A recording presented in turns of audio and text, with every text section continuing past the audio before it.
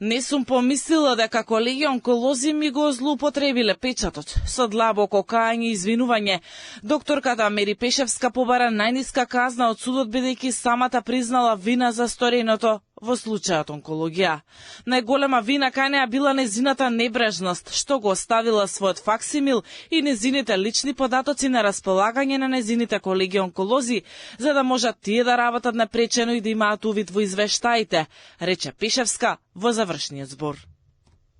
Јас сум го дала или оставила корисничкото име и лозинка во амбуланта, а факсимилот на шалтер се со цел пациентите на времено да завршат со терапија и да се вратат дома. Никогаш не сум помислила дека тоа ќе биде злоупотребено од страна на доктори онколози, како што било случај сега. До сега сме имале почит кон колегите и од тука, јас од мојата небрежност и невниманието сум ги оставила своите лични податоци на располагање, истите биле злоупотребени. Бранителот на Пешевска бара судот да го земе предвид тоа што целиот живот таа го посветила на пациентите болни од рак на дојка, за да им помогне и им ја олесни здравствената состојба.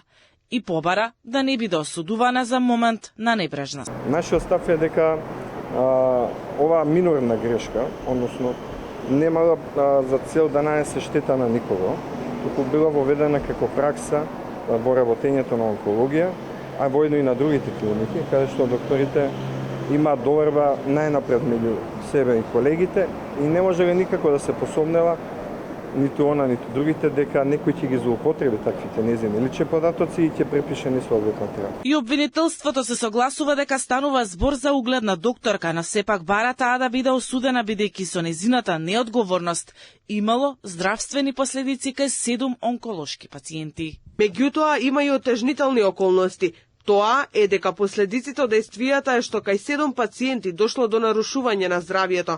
Како онколог имала зголемена должност на внимание, како и тоа дека неовластениот пристап и користење на факсимилот се случувало во континуитет. Имајќи ги предвид сите околности и признание на вина, јавното обвинителство предлага судот да ја прогласи за виновна и казни согласно закон. Основниот кривичен суд Скопје на 22 септември ќе објави пресудата за второ обвинетата за случајот онкологија, онкологот Мери Пешевска, која призна вина.